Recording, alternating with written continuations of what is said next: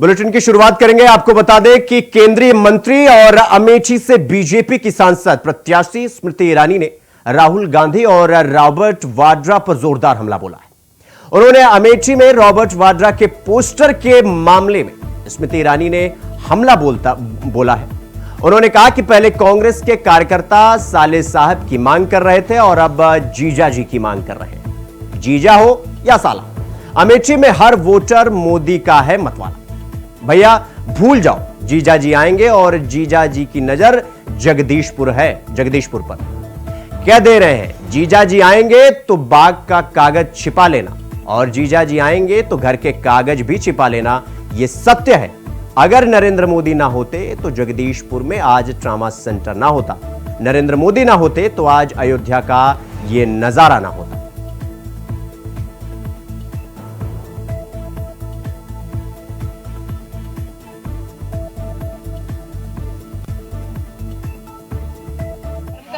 राहुल गांधी को खुली चुनौती देते हैं, बता दे भादर कहाँ है, भेटुआ कहाँ है, संग्रामपुर कहाँ है, सिंहपुर कहाँ है, लेकिन जगदीशपुर की ना तेजी जाए। इसलिए जगदीशपुर जीजा जी का आगमन हुआ। भैया सभी किसान अपना खेती का कागज छुपा लो। वैसे एक जमाने में बड़े बुजुर्ग जब बस में सफर करते थे तो बस में अगर सीट छोड़ने के लिए 5 मिनट का काम होता था तो जेब से रुमाल उठाकर सीट पर छोड़ देते थे, कहते थे बैठना मत। जब से जीजा जी की नजर पड़ी है अमेठी पे, तब से राहुल जी ने भी तय किया है कि वो आएंगे रुमाल छोड़ दें। अब जीजा हो या साला, उनसे कह दे अमेठी में हर वोटर है मोदी का मतवाला। ये आने वाले 5 साल पक्का मकान।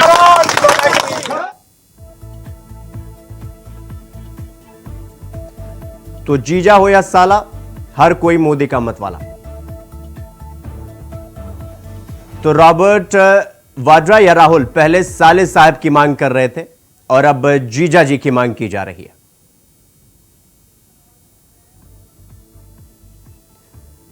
तो बीजेपी की नेता स्मृति ईरानी ने बड़ा बयान दिया है। उन्होंने कहा कि पहले साले साहब की मांग कर रहे थे, कार्यकर्ताओं को वो कह रही थी, और अब जीजा जी की मांग कर रहे हैं कांग्रेस के कार्यकर्ता।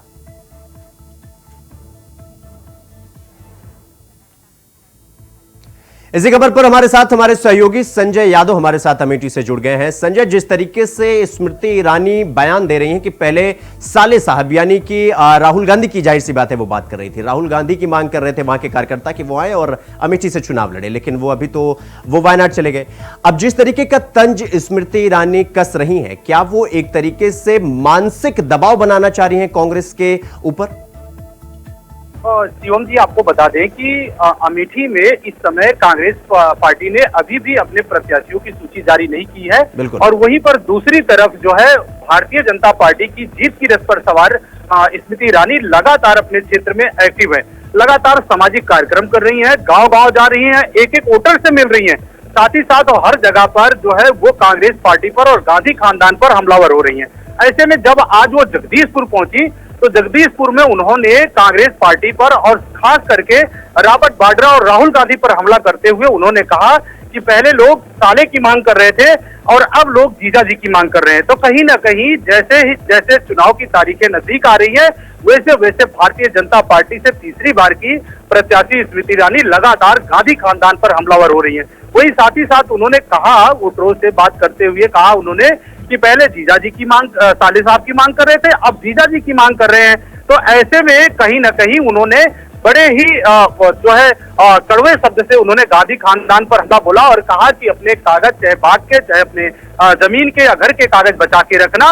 और साथ ही साथ उन्होंने कहा कि भैया भूल जाना, क्योंकि यहाँ सारे जो वोटर हैं, सारे जो मतदाता हैं वो मोदी के मत वाले हैं। तो कहीं ना कहीं इस तरीके से लगातार जहां भी जा रही हैं स्मृति ईरानी, लगातार गांधी खानदान पर हमलावर हो रही हैं। ऐसे में बहुत बड़ी मेहनत जो है वो इस समय अमेठी में जो है वो केंद्रीय मंत्री व अमेठी सांसद स्मृति ईरानी लगातार कर रही है, क्योंकि आज उनके दौरे का 9वां दिन है, जहां पर वो हर गांव-गांव, हर बूथ-बूथ जाकर जो है वो सामाजिक कार्यक्रम का आयोजन कर रही है। शिवम जी, संजय, एक सवाल यह भी है कि 5वें चरण के चुनाव में अमेठी में चुनाव होना है और ऐसे में अभी आप ही ने बताया कि बीजेपी ने स्मृति ईरानी को सामने करके चुनाव मैदान में उतार दिया है और अब बूथ बूथ जाकर कार्यकर्ताओं से मिला जा रहा है, बहुत जोर शोर से प्रचार प्रसार किया जा रहा है भारतीय जनता पार्टी की तरफ से। लेकिन कांग्रेस ने अभी तक अपने प्रत्याशी के नाम का ऐलान नहीं किया, हालांकि उनके जीजाजी की चर्चा लगातार चल रही है। आपको क्या लगता है, किस वजह से, क्या वजह है कि अभी तक अमेठी का प्रत्याशी क्लियर या एक तरीके से कह लीजिए उनके नाम का ऐलान नहीं कर पा रही है कांग्रेस? कहीं ना कहीं शिवम जी अगर देखा जाए तो एक तरफ जहां अमेठी में जो कांग्रेस के कार्यकर्ता हैं, जो कांग्रेस के पदाधिकारी हैं, वो लगातार गांधी खानदान से ही प्रत्याशी मांग रहे हैं। ऐसे में बड़े सारे नामों की चर्चा अमेठी में की गई, कहीं सुप्रिया त्रिनेत की गई, उसके बाद फिर रॉबर्ट वाड्रा की गई, फिर प्रियंका गांधी की गई, और फिर ऐसा कहा जा रहा था अभी हाल फिलहाल में कि 27 तारीख को राहुल गांधी अमेठी पहुंचेंगे। लेकिन उसी बीच आज एक पोस्टर जो है वो फिर से चर्चा का विषय बन गया, जो मुख्यालय गौरीगंज पर और अमेठी के कांग्रेस कार्यालय पर लगाया गया था, जिससे ये लोग आज समझ नहीं पा रहे हैं, क्योंकि लोग सस्पेंस में हैं। चाहे वो वोटर की बात करें शिवम जी, चाहे वो कांग्रेस के कार्यकर्ता की बात करें, क्योंकि वो स्पष्ट नहीं कर पा रहे कि चुनाव कौन लड़ेगा कांग्रेस से। ऐसे में बिल्कुल ये देखना बहुत जरूरी हो जाता है कि आने वाले टाइम में धीरे धीरे, क्योंकि 26 तारीख से नामांकन की प्रक्रिया अमेठी में शुरू हो रही है, 3 मई तक चलेगी। वहीं 20 मई को जो है मतदान का दिन है, 20 मई को वोट डाले जाएंगे।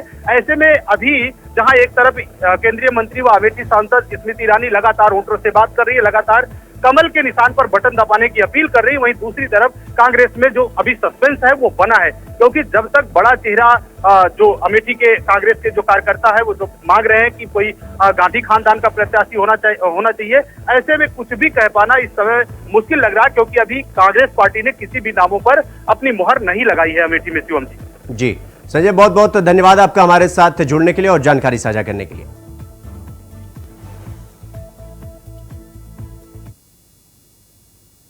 तो बुलेटिन में रुकेंगे एक छोटे से ब्रेक के लिए, खबरों का सिलसिला जारी है, फौरन लौट रहे हैं। ब्रेक के बाद एक बार फिर आप सबका स्वागत है मेरे साथ। रुक करेंगे अगली खबर की ओर। आपको बता दें कि जालौन में 5वें चरण में 20 मई को मतदान है। ऐसे में 26 अप्रैल से नामांकन प्रक्रिया शुरू हो जाएगी, जिसको देखते हुए जिला प्रशासन नामांकन प्रक्रिया की तैयारियों में जुट गया। इसी कड़ी में जिला निर्वाचन अधिकारी राजेश कुमार पांडे और एसपी ईराज राजा ने तैयारियों का जायजा लिया। जिला प्रशासन के द्वारा नामांकन स्थल पर तैयारियां की जा रही हैं। आपको बता दें कि 26 अप्रैल से नामांकन की प्रक्रिया शुरू होगी, जो 3 मई तक चलेगी। 6 मई को नाम वापसी के साथ सिंबल अलॉटमेंट होगा और 27 अप्रैल और 28 अप्रैल को छुट्टी होने की वजह से नामांकन नहीं होगा। नोटिफिकेशन 26 को जारी होगा और आज जिला निर्वाचन अधिकारी एवं समस्त अधिकारीगणों के साथ जो जहां पर नामांकन होना है पूरा क्षेत्र का भ्रमण किया गया और कहां पर बैरिकेडिंग होनी है, 100 मीटर का रूल कहां से प्रभावी होना है, सभी स्थान देखे गए। गाड़ियों की पार्किंग कहाँ रहेगी एवं किस रास्ते से लोग आएंगे और सुरक्षा को दृष्टिगत लेते हुए सभी चीज़ें यहाँ पर देखी गई हैं। और नामांकन जब भी शुरू होगा तो हम बहुत ही अच्छे तरीके से और सुरक्षा के वातावरण में हम लोग नामांकन संपन्न करेंगे। सर, जो माननीय चुनाव आयोग के दिशा निर्देश हैं कि कितनी गाड़ियाँ आनी हैं, कितने प्रस्तावक साथ में रहेंगे, वो सभी निर्देशों का अनुपालन सभी को करने के लिए बोला गया है और जो भी कार्यक्रम है उसकी प्रॉपर तरीके से जो ऑनलाइन परमिशन होती है उसको परमिशन को लेते हुए और उसके अनुसार ही काम करें और कोई भी जो आदर्श आचार संहिता है उसका अनुपालन सभी लोग करें, कोई भी उसको तोड़ेगा। 26 अप्रैल को नामांकन के लिए नोटिफिकेशन होगा और 26 से लेकर के 3 तारीख तक, 3 मई तक नामांकन किए जा सकेंगे। 4 तारीख को स्क्रूटनी और 5 तारीख को उसका वो और 6 तारीख को नाम वापसी और सिंबल अलॉटमेंट का डेट है, उस पर लोग जो है नामांकन की प्रक्रिया पूरी होगी। आपको बता दें कि जैसे 26 तारीख जब नामांकन शुरू होगा तो 27 और 28 अवकाश रहेगा। 28 को वेस्टेड हॉलीडे है, संडे होने के नाते से रविवार है, और 27 को 4th सैटरडे होने के नाते से फाइनेंस मिनिस्ट्री के कारण उसमें जो नोटिफिकेशन है उसके कारण नामांकन नहीं होंगे। तो जो नामांकन की तिथियां हैं वो 26, 29, 30, 1, 2 और 3 इसको ध्यान में रखते हुए वो होगा। तो इसके लिए नोटिफिकेशन जब जारी होगा, अभी तो तैयारी हो रही, बैरिकेटिंग सब इसका पूरा उसका विवरण हो रहा है, देख करके कहाँ पर 100 मीटर की दूरी पे कहाँ रोके जा सकेंगे। पुलिस अधीक्षक महोदय द्वारा और सभी द्वारा तैयारियों का हम लोगों ने अभी जायजा लिया है। अब ये रहे। तो लोकसभा चुनाव को लेकर कांग्रेस पार्टी के नवनिर्वाचित प्रदेश सचिव डॉक्टर अरविंद शुक्ला ने जिला मुख्यालय के एल हॉस्पिटल एक प्रेस कॉन्फ्रेंस किया हॉस्पिटल में। इस दौरान उन्होंने गठबंधन के प्रत्याशी कुशल तिवारी के समर्थन में वोट करने की अपील की। साथ ही उन्होंने पार्टी की तरफ से किसानों, महिलाओं, बेरोजगारों इत्यादि के लिए जन कल्याण योजनाओं से संबंधित पार्टी का घोषणा पत्र भी सामने रखते हुए कहा कि यदि हमारी सरकार बनती है तो ये सारी योजनाएं धरातल पर दिखाई देंगी। आज हम लोग यहाँ इकट्ठे हुए हैं, जिसके माध्यम से आप लोगों के माध्यम से मैं पूरे जनपद को, इस लोकसभा क्षेत्र को, सभी लोगों को सूचना देना चाहता हूँ कि अगर हमने यहाँ पे गठबंधन की सरकार बनाई, जिसके प्रतिनिधि यहाँ पे समाजवादी पार्टी के श्री कुशल तिवारी जी हैं, तो जनपद को क्या लाभ होगा, डुमरियागंज लोकसभा क्षेत्र के लोगों को क्या लाभ होगा। वो लाभ जो होगा वो कांग्रेस की सरकार बनने का होगा देश में। और उससे क्या चीज़ें लाभ होंगी? 5 चीज़ें होंगी, जो 5 न्याय कहे जाते हैं कांग्रेस पार्टी के, जो राहुल गांधी जी ने दिए हैं। पहला, इसमें युवा न्याय है, जिसमें हर बच्चे को, जो युवा है, डिप्लोमा होल्डर है, ग्रेजुएट है, उसको प्रतिवर्ष 1 लाख रुपए का स्टाइपेंड के साथ प्रशिक्षण मिलेगा। महिलाओं को प्रतिवर्ष 1 लाख रुपए का सहयोग मिलेगा, जिससे अपने परिवार को, इस देश को आगे ले जा सकेंगी महिलाएं, गरीब महिलाएं। श्रमिकों को 400 रुपये मिनिमम उनकी मजदूरी निर्धारित होगी मनरेगा के माध्यम से, और उनको 25 लाख रुपए का इंश्योरेंस हेल्थ केयर का मिलेगा। और इसके साथ साथ बहुत सारी चीज़ें और बहुत सारे लाभ मिलेंगे। किसानों को MSP मिलेगी, GST फ्री कृषि मिलेगी। तो अगर जनपद के हमारे इस लोकसभा क्षेत्र डुमरियागंज की जनता जो है, हमारे गठबंधन के प्रत्याशी जो है कुशल तिवारी जी समाजवादी पार्टी से हैं, उनका सहयोग करती है, तो हमारे देश के, हमारे जनपद के हजारों युवाओं और महिलाओं को बहुत सारे लाभ मिलेंगे। चुनावी माहौल चल रहा है, ऐसे में पार्टियां जी जान से चुनाव प्रचार प्रसार में जुट गई हैं। इसी कड़ी में कुछ मजेदार तस्वीरें भी सामने आई हैं। ऐसे ही 2 तस्वीरें हम आपको दिखा रहे हैं। पहली तस्वीर अलीगढ़ से समाजवादी पार्टी के प्रत्याशी चौधरी विजेंद्र सिंह का है, जो मंच पर डांस करते हुए दिखाई दे रहे हैं। दरअसल अखिलेश यादव की मंगलवार को अलीगढ़ के नुमाइश मैदान में रैली हुई थी, जहां अखिलेश के पहुंचने से पहले समाजवादी पार्टी के प्रत्याशी ने डांस किया। दूसरी तस्वीर असम के CM हेमंत बिस्वा शर्मा की, जो एक जनसभा के दौरान मंच पर डांस करते हुए नजर आए।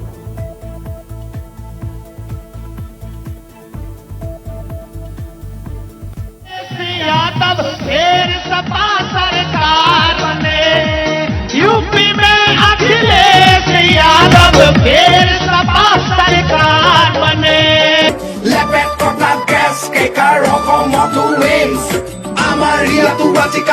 इंटरनेशनल गेम्स बीजेपी रे लक्ष्य खबर स्वास्थ्य सुरक्षा, सबका साथ सबका विकास बीजेपी प्रतिज्ञा। आकु एबार मोदी सरकार, आकु एबार मोदी सरकार। लुई तारु बड़ा कर दुयु पारु जली, पहाड़े भोया में पदुमर फूल फुली। खबर लखनऊ से है, जहां एक युवक अपने आप को विकास प्राधिकरण में जूनियर इंजीनियर बताकर लोगों से ठगी करता है। आपको बता दें कि LDA में सस्ते मकान दिलाने के नाम पर लोगों से ठगी करता था। वहीं पुलिस ने ठगी करने वाले इस इंजीनियर को गिरफ्तार कर लिया है। बताया जा रहा है कि आरोपी कई लोगों से लाखों रुपए की ठगी कर चुका है।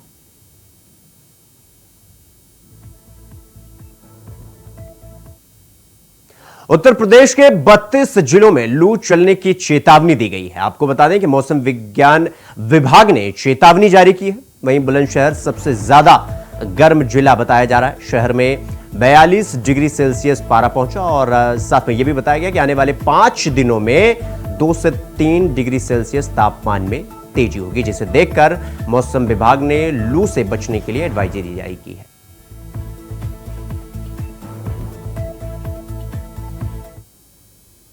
खबरों में आगे बढ़ेंगे। अगली खबर रायबरेली से है, जहां संदिग्ध परिस्थितियों में 22 साल की विवाहिता सड़क किनारे घायल अवस्था में मिली। सूचना मिलते ही मौके पर पहुंची पुलिस ने घायल विवाहिता को इलाज के लिए CHC में भर्ती कराया।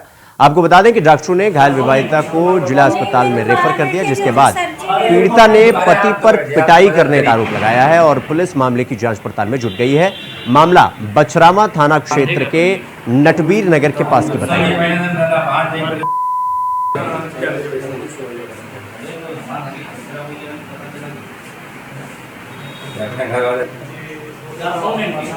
नहीं, मैं तो बाहर बैठे जो सब्जी। अरे आप तो बैठिए, आप तो मदद करिए।